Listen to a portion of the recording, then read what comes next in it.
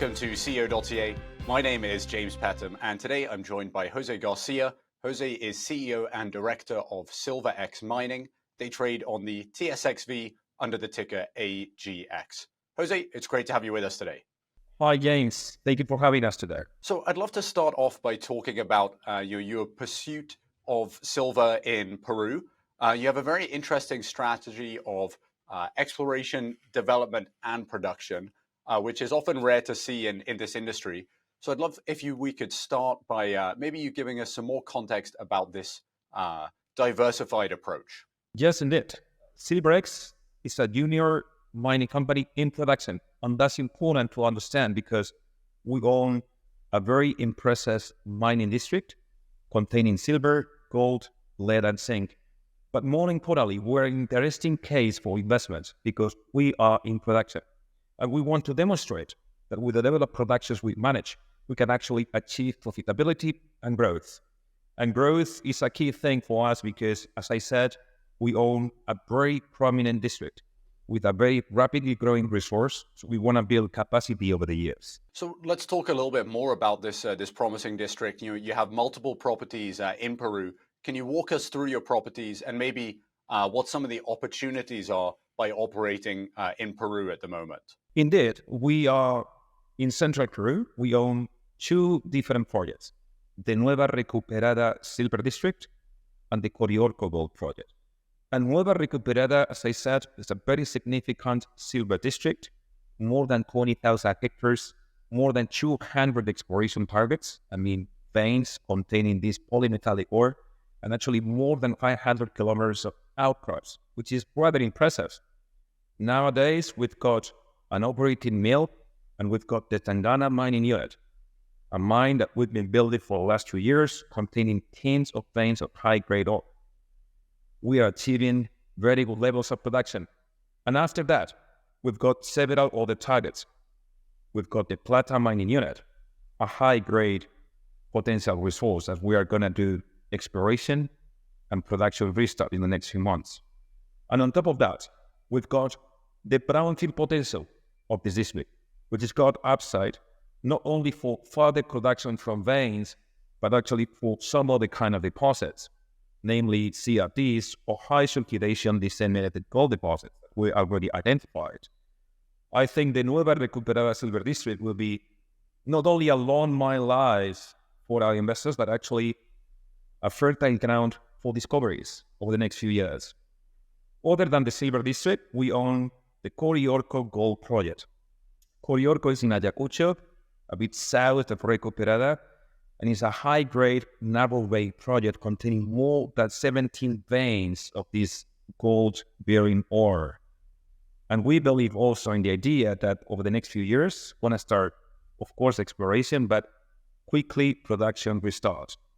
So Coriorco should be a project producing cash within the next few years as well. Great, thank you for giving us a bit more detail on those different projects. I would like to talk a little bit about production. It is a very interesting selling point for the company.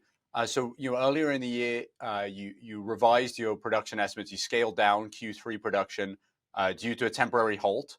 But then since then, announced that you produced 230,000 silver ounce equivalents, I believe, in just the 6 weeks following the halt. Could you give us a little bit more of the backstory? Why did that pause in operations come about, and how have you managed to bounce back to such high production numbers recently? Indeed, that's a great question. This time last year, we're making money, and our financials demonstrated that we could actually make good money while building a mine. In Q1 and Q2 in 2023, we had a number of setbacks, namely mine planning and some operational underperformance. Q3, we decided to make that pause because we needed to fix a couple of things. First, we revisited our mine plan. Now we have a much more solid proposition in terms of mine plan, the business case. Second, we decided to do a negotiation with the local community so we can extend our agreements for a number of years. And just this week, we've announced two things. First, the production restart on September 19th was very successful. Just in 45 days, we've processed more than 230,000 ounces of silver equivalent. That's the level of production we want to be at on a cruise speed. And second, and more importantly, we've announced a 12 years extension in the agreement with the local community of Huachucolpa. That's great news, and not only for the company, it's great news for the country because it's a great example of a good relationship in between a company and the surrounding communities.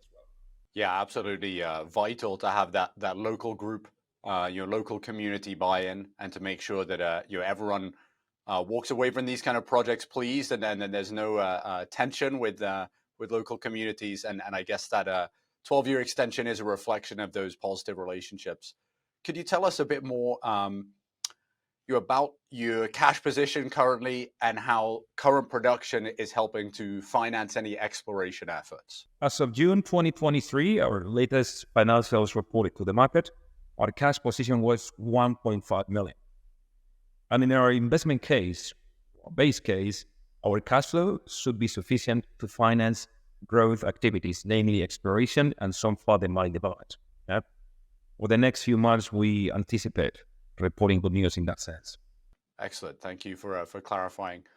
I guess looking ahead over the next few months here, what updates can investors expect from SilverX? SilverX will have a rather simple story. We're going to be reporting on production, financials, of course, and resource growth.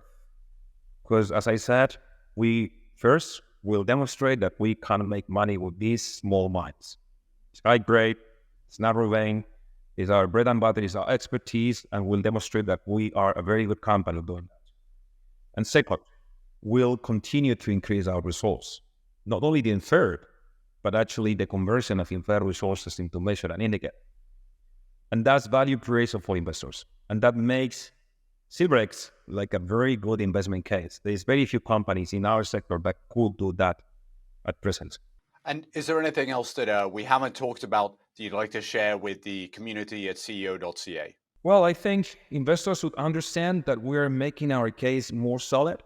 We are rather happy. I think if you look at SilverX compared to other peers, we have an extremely attractive valuation.